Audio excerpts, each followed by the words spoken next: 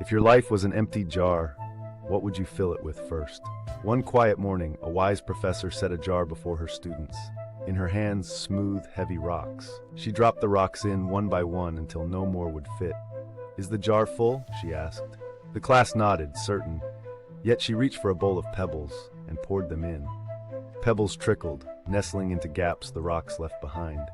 "Is the jar full now?" she smiled. Some hesitated.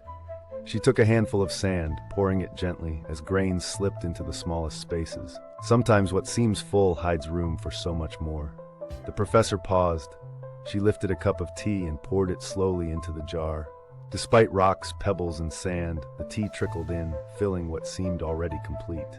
She turned to her students. "This jar," she said, "is your life. The rocks are most important: family, health, your deepest passions.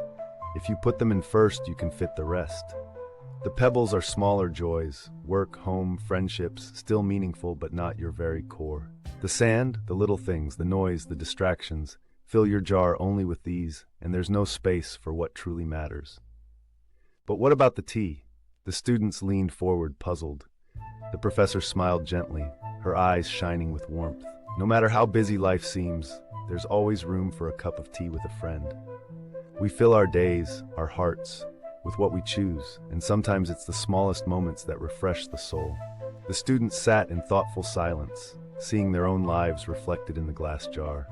Where would you begin if you could fill your life anew? Start with what matters. Let the rest find its place. Life's jar is yours. Shape it with wisdom. As seasons pass, our jars fill and change. Sometimes we forget what comes first. Yet each dawn, the chance to choose returns. The jar is never truly closed. What will you place in your jar today?